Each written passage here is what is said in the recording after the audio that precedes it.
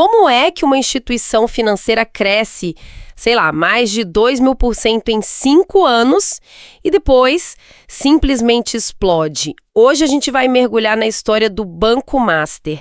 É um caso que, olha, parece roteiro de filme. Uma ascensão meteórica e uma queda assim ainda mais espetacular, com um escândalo de fraude bilionária no meio. O nosso objetivo aqui é tentar entender a anatomia desse colapso. Sabe, olhar a estratégia de crescimento, as manobras contábeis. As rachaduras no sistema. Exato. E as conexões políticas que permitiram que tudo isso acontecesse. Para nos guiar, a gente tem um monte de fontes. Análises financeiras, reportagens e até trechos dos inquéritos policiais. E o que torna esse caso tão importante é que ele não é só sobre um banco que deu errado. Ele é um verdadeiro teste de estresse para o nosso sistema financeiro. Ele expõe o papel dos órgãos reguladores, das auditorias e, principalmente, de uma peça que todo investidor conhece, o Fundo Garantidor de Créditos, o FGC.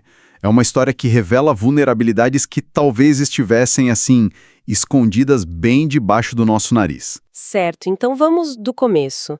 A origem do Master é bem modesta, né? Começou como uma corretora, a Máxima, lá nos anos 70, virou um banco pequeno nos anos 90 e ficou nisso por décadas. Mas aí em 2018 tudo muda. Um empresário chamado Daniel Bueno Vorcaro assume o controle, injeta 400 milhões de reais e, bom, pisa fundo no acelerador. E ele chega com uma estratégia muito clara e extremamente agressiva. Ela era baseada em 2 motores que funcionavam ao mesmo tempo. O primeiro era o que o mercado chama de ativos estressados. Que é um jeito, digamos, elegante de dizer comprar empresas que estão na bacia das almas, certo? Tipo a Vest, que é dona da Lilis Blanc, a Metal Frilo, a Flytour. Exatamente. A ideia deles, no papel, era simples. Comprar essas empresas quase quebradas, dar um jeito na casa e depois vender com um lucro enorme. O famoso turnaround. É uma aposta de altíssimo risco. Se der certo, o ganho é espetacular. Se der errado, bom, você perde tudo. E para financiar essa aposta de altíssimo risco, eles precisavam de muito, muito dinheiro. E aí entra o segundo motor, né? Uma captação de recursos igualmente agressiva.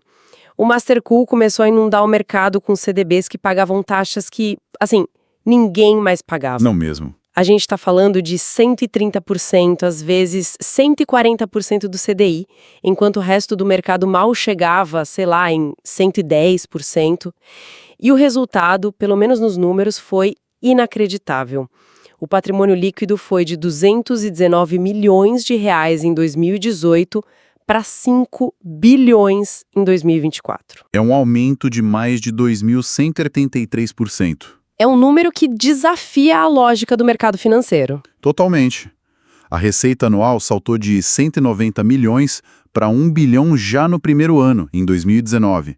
E antes de tudo ruir, eles declaravam ter 63 bilhões de reais em ativos. Mas esses números são tão absurdos, um crescimento de mais de 2.000%, a conta não fecha. Onde é que estava o truque? Como é que o balanço deles aguentava isso? Aí é que entra a arte da contabilidade criativa. A resposta curta é: o balanço não aguentava. Ele era uma ilusão sustentada por ativos que, na prática, ninguém sabia direito quanto valiam. A auditoria da KPMG, por exemplo, já vinha fazendo ressalvas nos relatórios do banco há anos, sabe? Apontando exatamente para esse problema. Ok, vamos desvendar isso.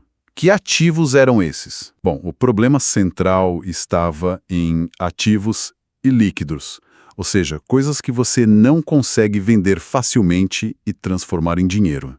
No balanço do Masters tinha 8,7 bilhões em precatórios. Que são basicamente dívidas que o governo tem que pagar, mas, né, ninguém sabe quando. Exato. E, o mais importante, 19,5 bilhões em cotas de fundos, os FIPs e FIDICs. Calma aí, vamos traduzir isso. Precatório a gente entende que é uma promessa de pagamento do governo super difícil de receber.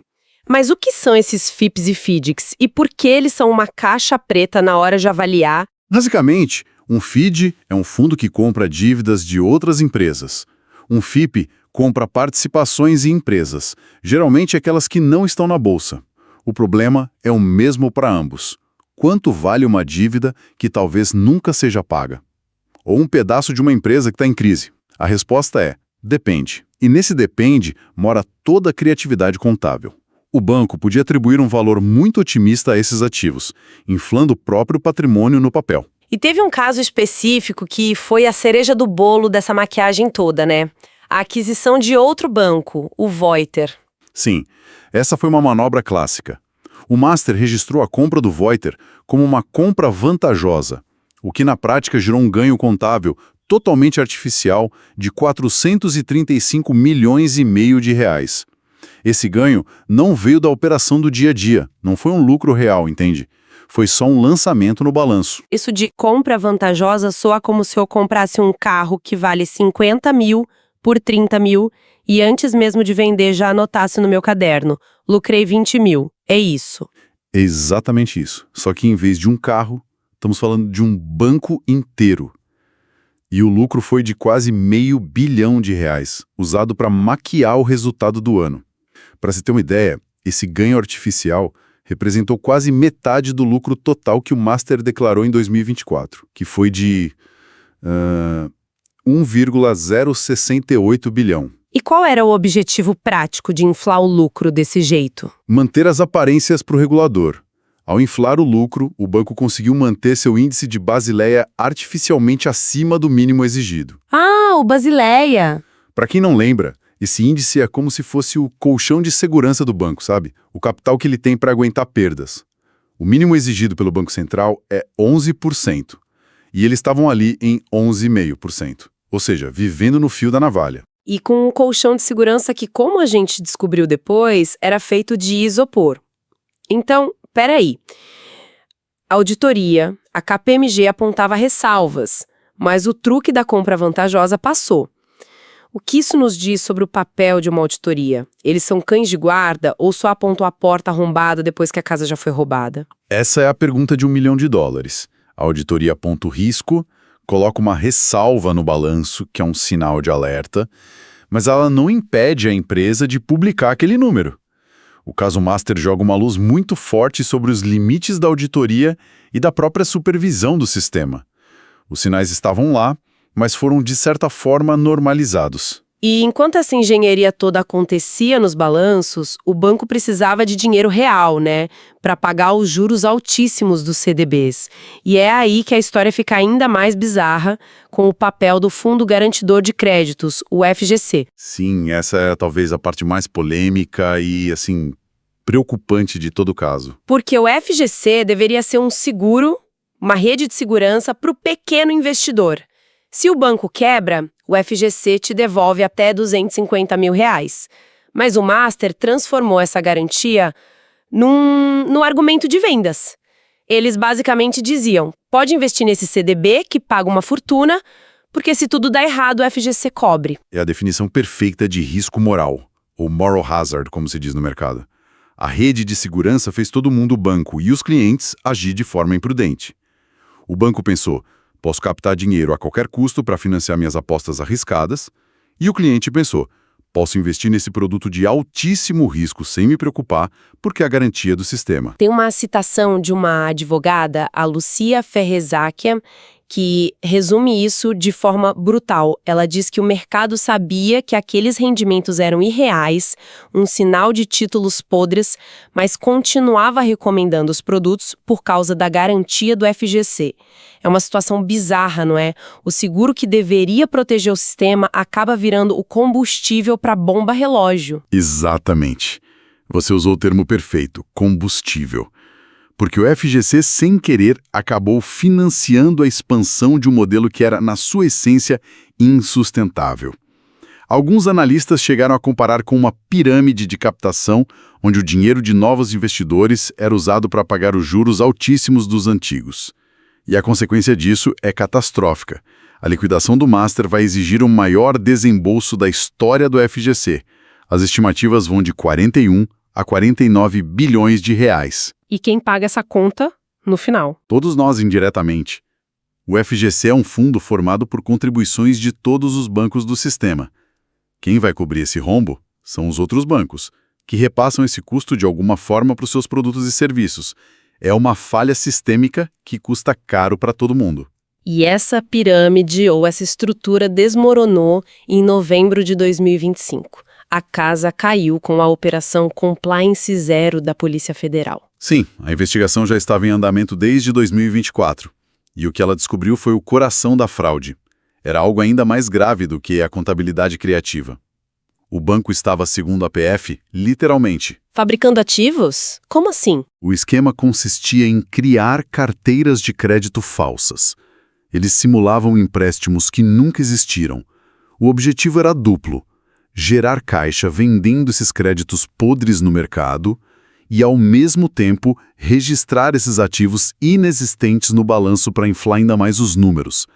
A fraude estimada pela PF nesse esquema é de 12 bilhões de reais. Nossa, isso é uma das coisas mais graves que podem acontecer, imagino. É como se a Casa da Moeda começasse a imprimir dinheiro falso. É uma ótima analogia. Ataca a base de confiança de todo o sistema. Se você não pode confiar nos ativos que um banco diz ter, em que você pode confiar? E o resultado da operação foi devastador para a diretoria do Master. A operação da PF foi para cima da diretoria inteira, certo? Quem foram os principais alvos? Foi um desmonte completo do alto escalão. O presidente e dono, o Daniel Vorcaro, teve a prisão preventiva decretada. Junto com ele, foram presos o ex-CEO Augusto Ferreira Lima, o diretor de riscos, Luiz Antônio Bull, o superintendente de tesouraria, Alberto Félix de Oliveira Neto, E o sócio Ângelo Antônio Silva. praticamente toda a cúpula executiva. Exato. E qual foi a defesa deles? A defesa de Vorcaro nega a fraude de 12 bilhões. A alegação é que essas carteiras de crédito problemáticas foram criadas por terceiros e que o Master, ao identificar o problema, agiu de boa fé para substituí-los. No entanto, o volume de provas, as prisões e a liquidação sumária decretada pelo Banco Central mostram a força dos indícios de gestão fraudulenta e organização criminosa que os investigadores encontraram. E o colapso gerou um efeito dominó, atingindo áreas que a gente nem imaginava, como fundos de pensão de servidores públicos. Esse é um dos capítulos mais trágicos da história. As fontes mostram que 18 regimes de previdência, de estados e municípios, tinham investido um total de 1,876 bilhão de reais em letras financeiras do Master. 1 bilhão e 800. Isso. Os dois maiores casos são o Rio Previdência, do Rio de Janeiro, com 970 milhões, e o estado do Amapá, com 400 milhões. A gente está falando do dinheiro da aposentadoria de milhares de servidores. E o ponto crucial aqui é que essas letras financeiras, diferente dos CDBs, não têm a cobertura do FGC, correto? Exatamente. O que significa que esses fundos de aposentadoria estão expostos a uma perda total. É um rombo gigantesco no dinheiro público que afeta diretamente a vida de muita gente. O que nos leva à parte final e talvez mais obscura dessa história: as conexões políticas e a teia de influência. As investigações mencionam estranhas relações de Vorcaro com o alto escalão do Estado. Tem uma controvérsia grande envolvendo o ministro do STF, Dias Toffoli, que concentrou no gabinete dele processos relacionados ao Master e chegou a determinar uma cariação inédita entre o Vorcaro e o diretor de fiscalização do Banco Central. Uma coisa raríssima. Sim, e muitos no mercado viram isso como uma manobra para pressionar o regulador. E além disso, tem uma outra linha de investigação muito séria sobre quem realmente controlava o banco.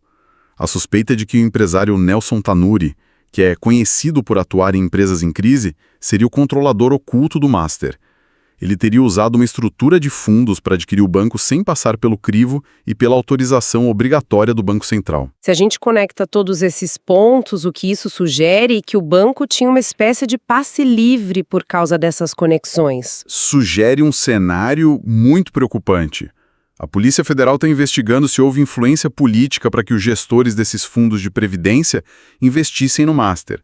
A suposta interferência no judiciário e a suspeita sobre o controle oculto pinta um quadro de uma operação que pode ter sido protegida por uma rede de influência poderosa, sabe?